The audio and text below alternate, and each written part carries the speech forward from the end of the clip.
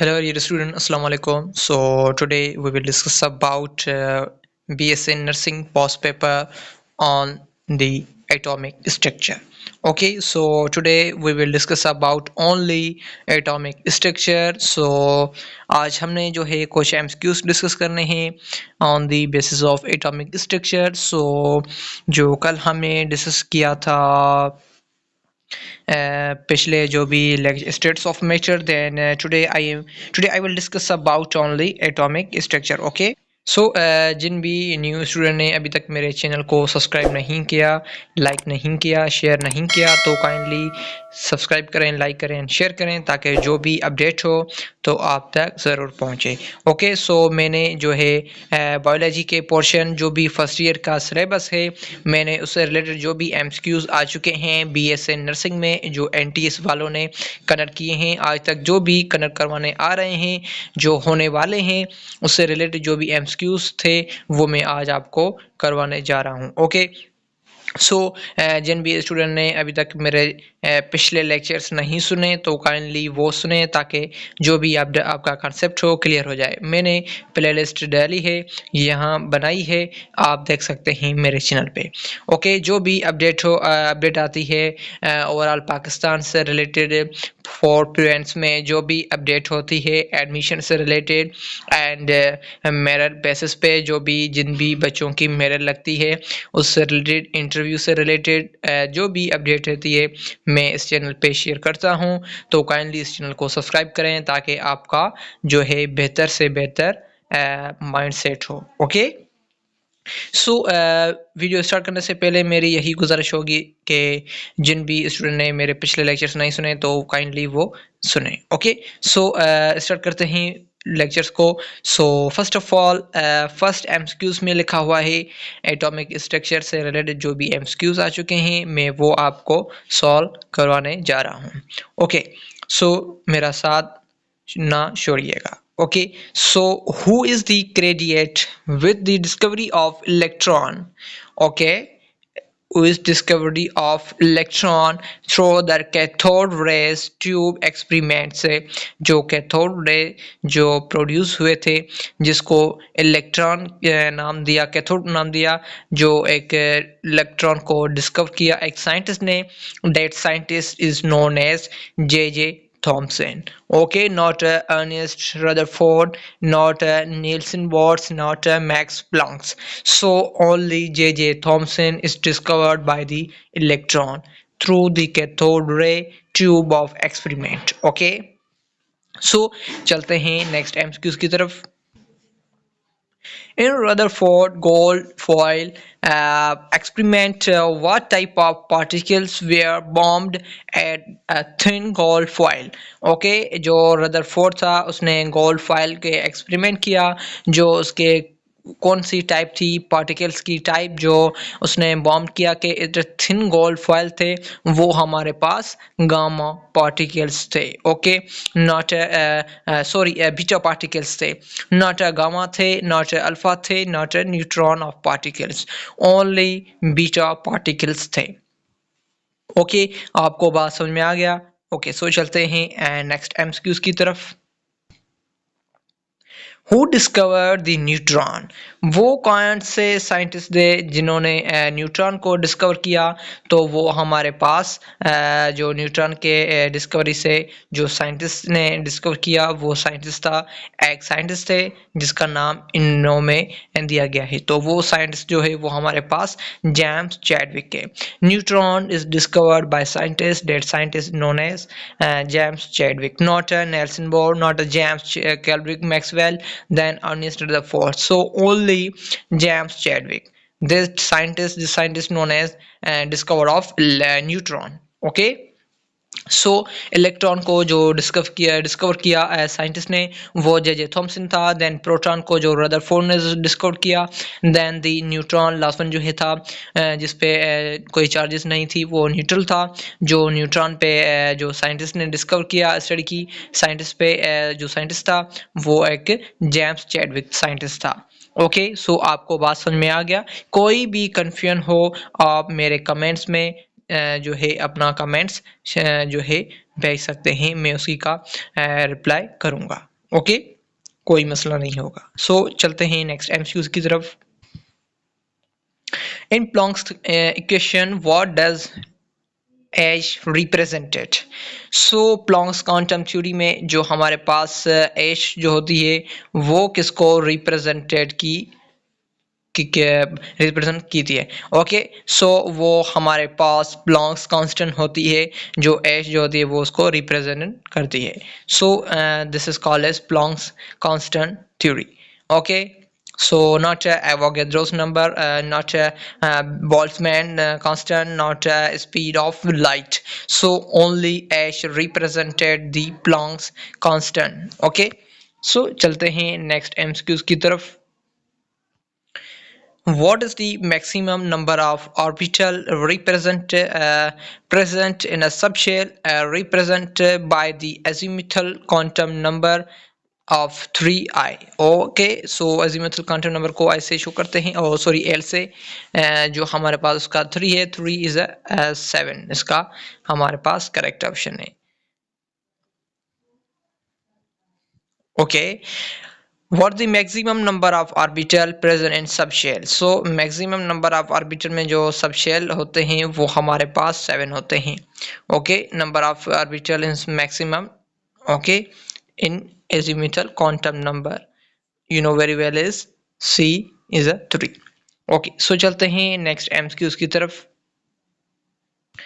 Which of the following explain the shape of orbital? So shape of orbital को जो हम explain करते हैं वो हमारे पास क्या होता है? Principal quantum number होता है, azimuthal quantum number होता है, magnetic quantum number होता है, या spin quantum number होता है। So याद रखिएगा, जो हमारे पास शेप ऑफ ऑर्बिटल होता है वो किसको शो करता है? सो जब भी प्रिंसिपल क्वांटम नंबर होता है वो साइज को शो करता है, जैसे मैंने पहले ही बता दिया था आपको, ये प्रिंसिपल जो है साइज को शो करता है। Okay, then the shape of orbital जो होता है वो एजीमुथल क्वांटम नंबर उसको शो करते हैं। जो एजीमुथल जो होता है वो शेप को शो करता है, प्रिंसिपल जो होता है वो साइज को शो करता है, मैग्नेटिक जो होता है वो हमारे यहाँ डायरेक्शन को शो करता है, स्पिन जो है वो ओरिएंटेशन को शो करता है। सो ये बात आपको जहन में रखनी होगी। ये इंपॉर्टेंस एमसीक्यूज हैं जो एमडीकेट में भी आ चुके हैं, आते भी हैं, ओके, एंड एनटीएस में भी आ चुके हैं और आते भी हैं। ओके, सो इस पे ज़्यादा गौर कीजिएगा। ओके, सो एमडीकेट का एंड पीएमडीसी का देन एनटीएस वालों का मेन फोकस इस चैप्टर पे ज़्यादा होता है, एटॉमिक स्ट्रक्चर पे, देन केमिकल बॉन्डिंग पे। ओके, सो चलते हैं नेक्स्ट एमसीक्यूज की तरफ। क्वेश्चन नंबर दिया गया है, what is the mass of an electron. Okay, so आप जानते होंगे कि मास ऑफ इलेक्ट्रॉन जो होता है वो 9.10 और 9 इंटू 10⁻³ किलोग्राम होता है। ओके, हमारे यहाँ किलोग्राम में किया जाता है, दिन ग्राम में भी किया जाता है, वो एक अलग सा होता है, जिसको हमने 9.109 इंटू 10⁻³ भी उसको कहते हैं। उसको हमने जो है ग्राम में शो करते हैं, जो हमारे पास इलेक्ट्रॉन का वो भी मास होता है। ओके, देन यहाँ किलोग्राम की बात की गई है या ग्राम की बात नहीं की गई, तो कहीं ऐसा भी होता है कि किलोग्राम में पूछता है उसका मास, कहीं पे ग्राम में पूछता है इलेक्ट्रॉन का मास। सो यहाँ ग्राम में पूछ रहा हो तो आपने यहाँ ये आंसर देना है 9.109 इंटू 10⁻³ किलोग्राम। ओके, कहीं पे ये ना लिखा हो, कहीं पे ग्राम में लिखा हो, तो आपने वो क्लिक करना है 9.109 इंटू 10⁻27। ओके, तो उसका वो ग्राम में होता है इलेक्ट्रॉन का मास। देन मैं लिख देता हूँ 9.109 इंटू 10⁻27 ग्राम। ओके, सो ये उसका इलेक्ट्रॉन का मास होता है इन ग्राम में। देन किलोग्राम में पूछ रहा है तो वो 9.109 इन 10⁻31 किलोग्राम होगा। सो इसका सी ऑप्शन हमारे पास क्या है, करेक्ट है। ओके, सो आपको बात समझ में आ गई। कहीं पे इलेक्ट्रॉन का मास जो होता है वो ग्राम में पूछता है, कहीं पे इलेक्ट्रॉन का मास जो होता है वो किलोग्राम में भी पूछ सकता है, पूछता है भी है। ओके, सो चलते हैं नेक्स्ट एमसीक्यूज की तरफ। सो नेक्स्ट एमसीक्यूज की तरफ से बढ़ने से पहले मेरी यही गुजारिश होगी, जब भी कोई भी मेरे चैनल पे न्यू है, सो अभी तक मेरे चैनल को सब्सक्राइब नहीं किया तो काइंडली सब्सक्राइब करें, ताकि जो भी अपडेट हो मैं डेली बेसिस पे शेयर करता हूँ यूट्यूब पे। सो भी एमडी कैट से रिलेटेड, एनटीएस से रिलेटेड, एडमिशन से रिलेटेड, जो भी ओवरऑल पाकिस्तान से रिलेटेड, जो भी एडमिशन से रिलेटेड, इंटरव्यू, मेरा लिस्ट, जो भी अपडेट होती है मैं पहले ही यूट्यूब पे शेयर कर देता हूँ। ओके, सो आप प्लीज़ ज्वाइन इट करें, जो भी अपडेट हो वो आप तक ज़रूर पहुँचे। ओके, सो चलते हैं नेक्स्ट एमसीक्यूज की तरफ। The charge of the electron was measured by। Okay, so charge of electron जो होती है वो मेजर की जाती है। वो एक साइंटिस्ट था जिन्होंने जो है चार्ज ऑफ इलेक्ट्रॉन को जो है मेजर किया था। सो वो कौन से साइंटिस्ट थे? जे जे थॉमसन तो नहीं थे।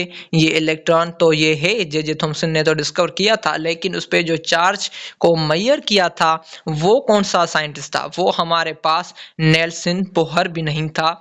तो वो हमारे पास क्या था? मिल्कन, जो एक साइंटिस्ट है, बहुत बड़ा साइंटिस्ट है, जो हमारे यहाँ चार्ज ऑफ इलेक्ट्रॉन को मेजर किया था मिल्किन ने, not Einstein Rutherford. Einstein Rutherford भी उन्होंने भी यही काम नहीं कर पाया, नेल्सन भी नहीं कर पाया, जे जे थॉमसन भी नहीं कर पाया। सो ये मिल्किन एक साइंटिस्ट थे, बहुत बड़े साइंटिस्ट थे जिन्होंने ये काम किया चार्ज ऑफ को इलेक्ट्रॉन को मेजर करने का। ओके, सो देन चलते हैं नेक्स्ट एमसीक्यूज की तरफ। Okay, who was the first scientist to observe the phenomena of radioactivity? वो कौन से एक फर्स्ट साइंटिस्ट थे जिन्होंने ऑब्जर्व किया कौन से फिनोमेना को? रेडियो एक्टिविटी के फिनोमेना को so Marie Curie is not scientist, then Henry Becquerel.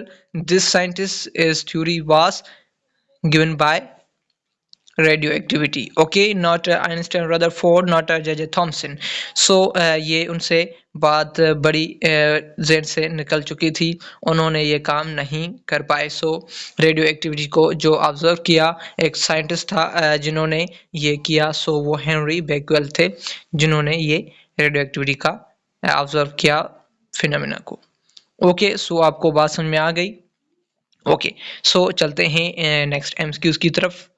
Okay, the energy of an electron can be predicated by magnetic quantum number, spin quantum number, azimuthal quantum number. So only in which correct option is D, quantum number is the correct option. So ये कह रहे हैं कि energy of electron जो होती है वो predicated की गई थी, वो हमारे पास कौन सी थी कि वो क्वांटम नंबर ही थी, नॉट एजिमुथल स्पिन मैग्नेटिक थी, और जो है हमारे पास और कोई थी। सो ओनली हमारे पास क्वांटम नंबर थी, न कि प्रिंसिपल थी। ओके, देन चलते हैं नेक्स्ट एमसीक्यूज की तरफ। What are atomic orbit having the same energy? Okay, वो हमारे पास कौन से एटॉमिक ऑर्बिट्स थे जिनमें सेम एनर्जी थी? सो वो हमारे पास कंजुगेटेड ऑर्बिट थे? नहीं, कंजुगेटेड तो नहीं थे जिसमें सेम ऑर्बिट की एनर्जी थी, नहीं। स्फेरिकल थे? नहीं, ये इसमें तो बिल्कुल नहीं थी, इसमें भी नहीं थी, इसमें भी नहीं थी, तो किसमें थी? वो डीजेनरेटिव ऑर्बिटल्स में थी, नॉट ऑर्थोगोनल ऑर्बिट में थी। सो ओनली डीजेनरेटिव ऑर्बिट्स में थी सेम एनर्जी, किसकी? एटॉमिक ऑर्बिट की। Okay, so only in which correct option is C, degenerated orbits. Then चलते हैं नेक्स्ट एमसीक्यूज की तरफ। What is the shape of p orbital in an atom? Okay, so A spherical, B circular, then dumbbell shaped, then elliptical shape. So ये spherical की बात नहीं कर रहा, means S shape, S orbitals, okay, so ये P orbitals की बात कर रहा है किसमें, एटम में। सो उसका जो शेप होता है वो डम्बेल शेप होता है, नॉट स्फेरिकल। एस का होता है सर्कुलर, पी का नहीं होता। डम्बेल पी का होता है। एंड डी का डम बेल तो होता है, डबल डम्बेल होता है किसका, डी ऑर्बिटल का जो शेप होता है एटम में वो हमारे पास डबल डम्बेल शेप होता है।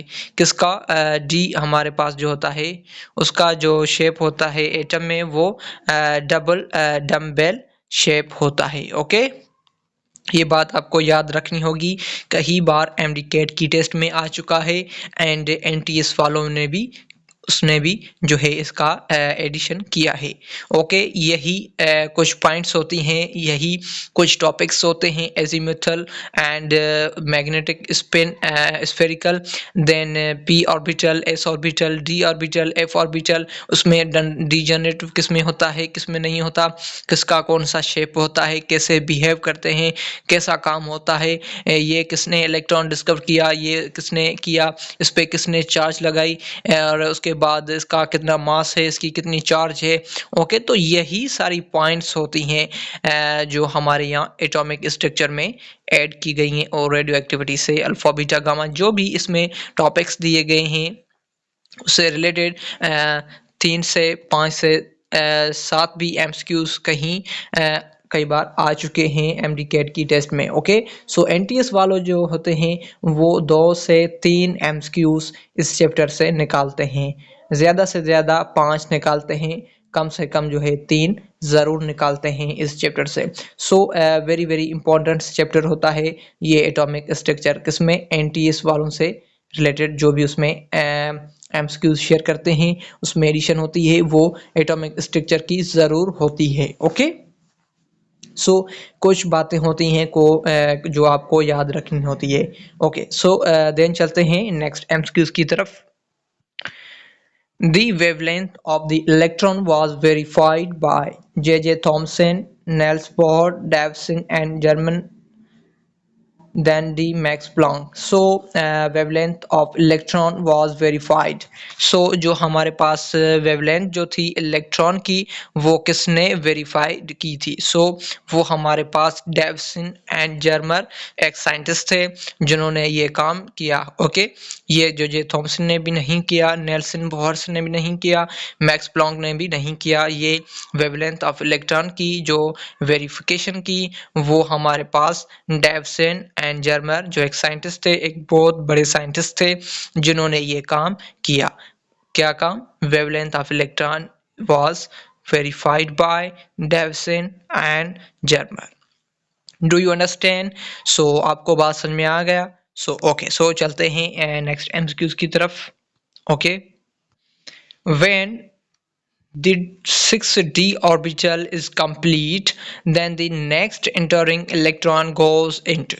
ओके, जब भी हमारे पास 6d ऑर्बिटल जो होता है वो कंप्लीट हो जाता है then next entering electron goes कहाँ जाता है, सो वो 6p में जाता है, 7s में जाता है, या 5f में जाता है, या 7p में जाता है। तो वो कहाँ जाता है, वो हमारे पास 7p में जाता है। ओके, जब भी कोई रिटर्न होता है वो कंप्लीट हो जाता है तो नेक्स्ट जो होता है वो एंटर किया जाता है 7p में, नॉट अ 7s में, not a 6p, not a 5f only. Okay, only D option इसका जो है करेक्ट है। देन चलते हैं नेक्स्ट एमसीक्यूज की तरफ।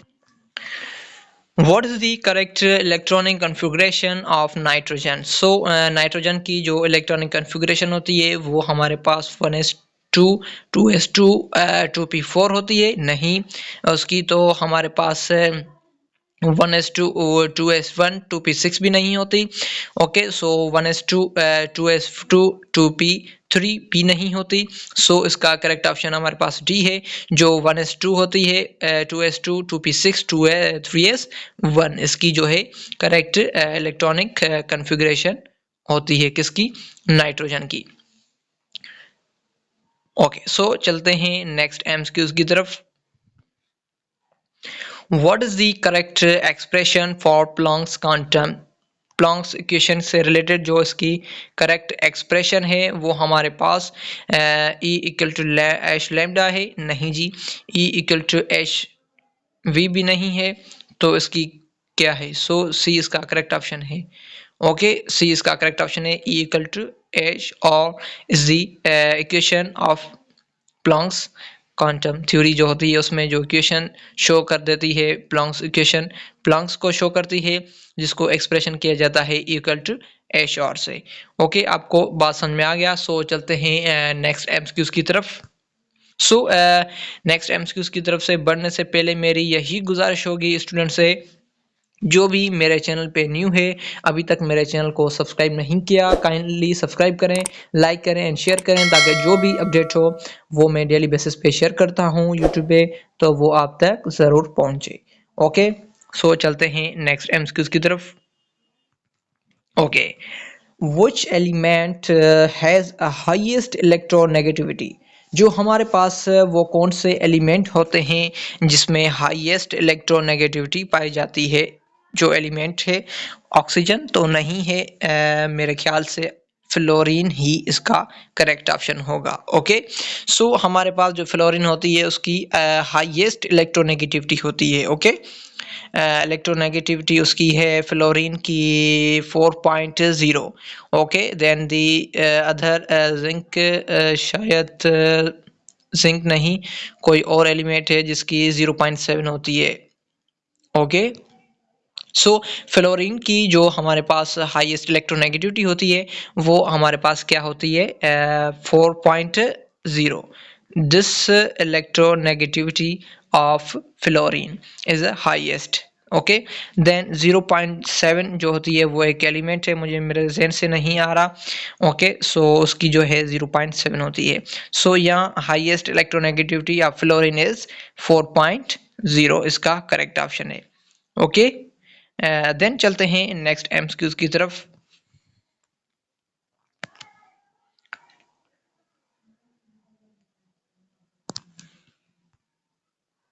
Okay, what is the phenomena called when spectral line split in the presence of strong electric field?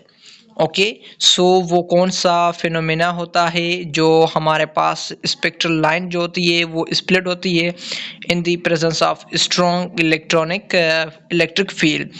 सो वो हमारे पास बर्स्ट इफेक्ट तो नहीं होता, वो स्टॉर्क इफेक्ट ज़रूर होता है। ओके, देन जीमान इफेक्ट भी नहीं होता, कम्पटन भी इफेक्ट नहीं होता। ओके, सो वो हमारे पास ओनली स्टॉक इफेक्ट होता है, जो हमारे पास स्पेक्ट्रल लाइन को स्प्लिट में करने में जो है स्ट्रॉन्ग इलेक्ट्रिक फील्ड को यूज करता है। ओके, सो चलते हैं नेक्स्ट एमसीक्यूज की तरफ। सो देखते हैं उसमें क्या दिया गया है। Okay, okay, the energy of atomic orbital in a particular, you know very well, shell in the order. So order से रिलेटेड हम एटॉमिक ऑर्बिट्स को जो है रखते हैं, एस ग्रेटर होता है, सॉरी एस जो है लेस देन होता है पी से, देन पी जो होता है लेस देन होता है डी से, देन डी जो होता है लेस देन होता है एफ से। सो इसका ए ऑप्शन जो हमारे पास होगा वो करेक्ट है। ये जो सिंबल होता है ये ग्रेटर को शो करता है। ओके, देन ये ग्रेटर को शो करता है, देन दी ये ऑप्शन जो होता है वो लेस देन को शो करता है। सो ये होता है एक इसमें डिफरेंस, ये आपको याद रखना होगा। ओके, सो चलते हैं नेक्स्ट एमसीक्यूज की तरफ। What are neutron moving with an energy of 1.2 megavolt commonly referred as to, you know very well?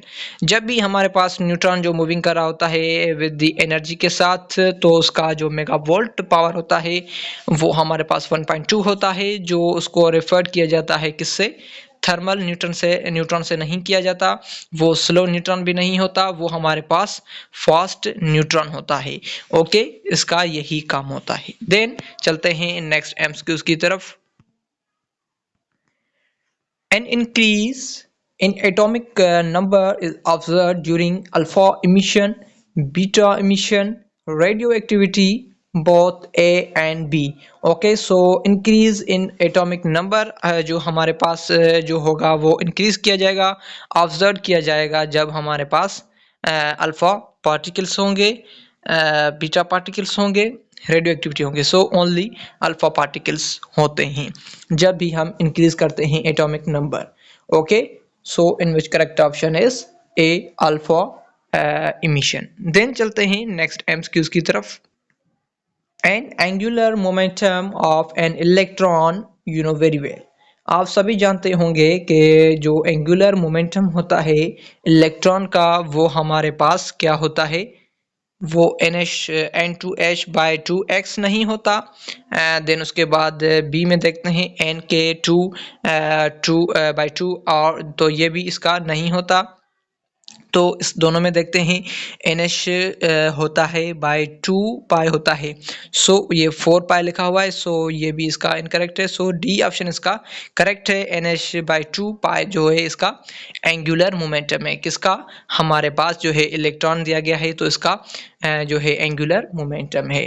Okay, so then उसके बाद ये कुछ एमसीक्यूज थे एटॉमिक स्ट्रक्चर से रिलेटेड जो भी NTS BSc नर्सिंग में आ चुके हैं एमसीक्यूज। ओके, सो ये वेरी इंपॉर्टेंट एमसीक्यूज थे जो मैंने आज आपको सॉल्व करवाए थे।